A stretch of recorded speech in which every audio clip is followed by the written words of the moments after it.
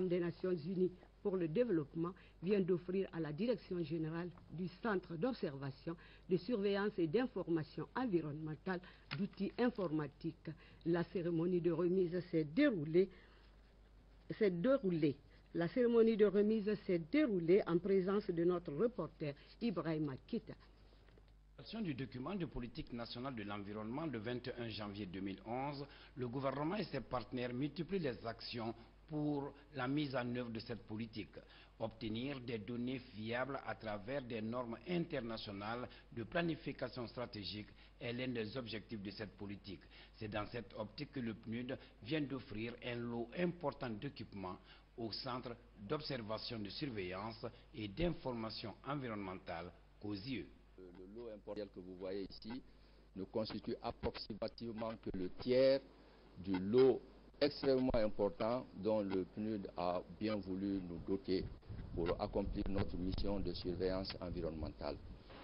Ce lot d'équipements est partagé donc entre la Direction générale du Centre d'observation, de surveillance et d'information environnementale et le système d'information environnementale.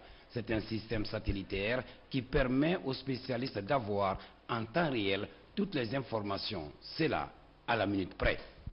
J'estime que son opérationnalisation permet de disposer dorénavant d'outils efficients du suivi et d'évaluation des politiques de développement durable.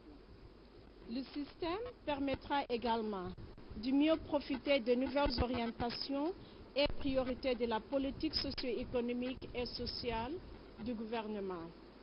J'encourage donc le centre à mettre à profit tous les avantages liés à ces différents équipements.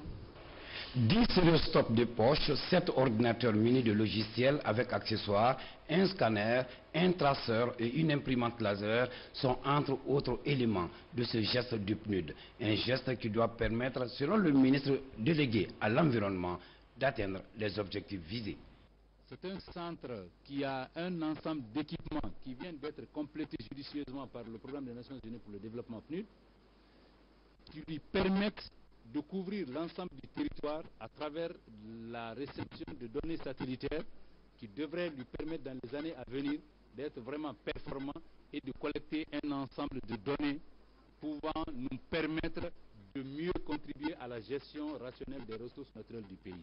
Ce geste doit donc permettre à notre pays d'améliorer son système de collecte, de stockage et d'analyse des informations environnementales.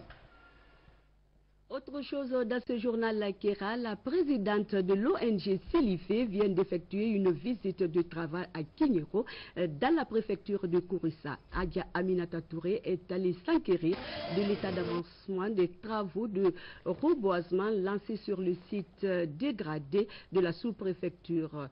Ce recouvert végétal a été rendu possible grâce à l'appui financier de la SEMAFO, Société d'exploitation des mines de l'Afrique de l'Ouest. Reportage François Marat, Mohamed Gekiti.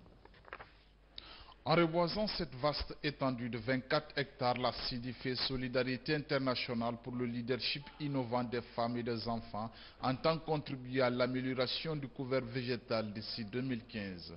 Une végétation fortement dégradée par des actions anthropiques dues aux différentes formes d'exploitation minière dans la sous-préfecture de Kigniro, préfecture de Kouroussa. La démarche vise à matérialiser le slogan « Planter un arbre et le protéger, c'est sauver la génération future ». Avec cette ONG, vraiment, les groupements sont en train de faire le reboisement, sont en train de participer activement à la restauration de l'environnement. Ça, c'est une chose à saluer parce que la chose s'inscrit même dans le projet de société du professeur Alpha Condé, qui a bien voulu, parce qu'il veut s'intéresser à la chose, mettre sur pied 2 départements qui s'occupent de la protection de l'environnement. Pour acquérir de l'état d'avancement des travaux, la présidente de Silifé a rencontré les différents groupements féminins de la localité. À l'occasion, les différentes structures ont fait l'état des lieux des sites reboisés avant de poser quelques doléances.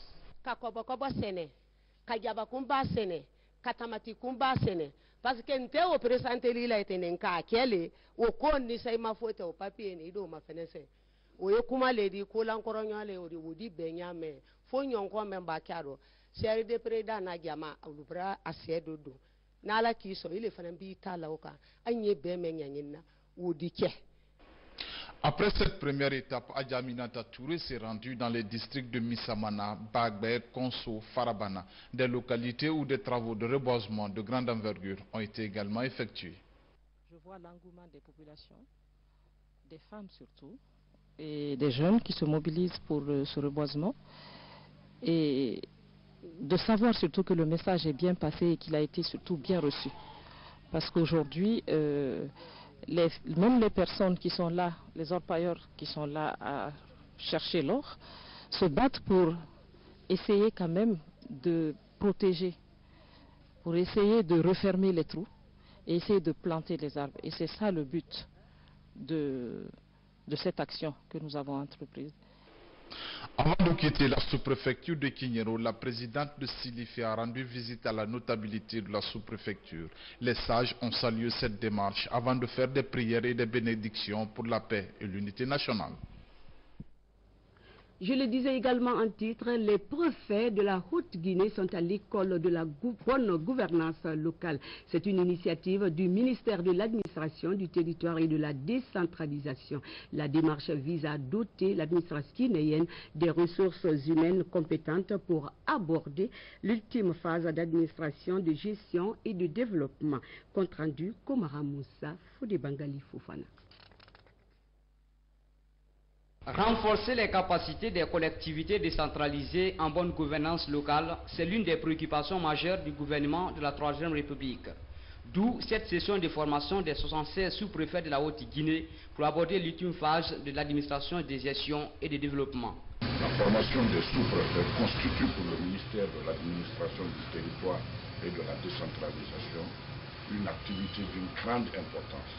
D'abord en raison de la valeur historique qui s'attache à la notion de commandement et sur le plan de la régularité administrative, le sous-préfet constitue l'élément de base et le moyen privilégié dont l'État dispose à la base pour faire passer le message.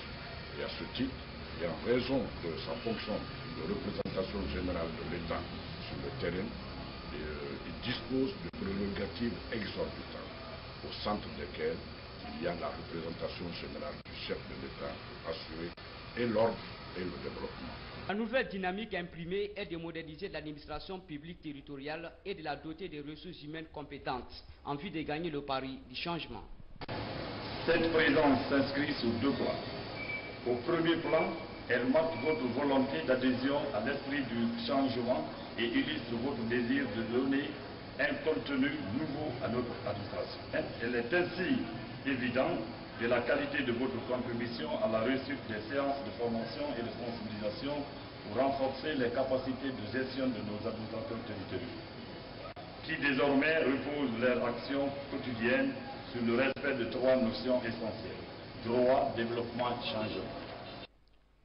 Le gouverneur de la ville de Kankan a tout d'abord rappelé aux participants l'importance de cette formation, avant de souligner. Messieurs les sous-préfets, il me plaît de vous rappeler que l'une des priorités du ministère de l'administration du territoire et de la décentralisation est le renforcement des capacités des cadres et agents de l'administration du territoire pour une bonne gouvernance. Je me réjouis alors de la tenue de cette troisième session de formation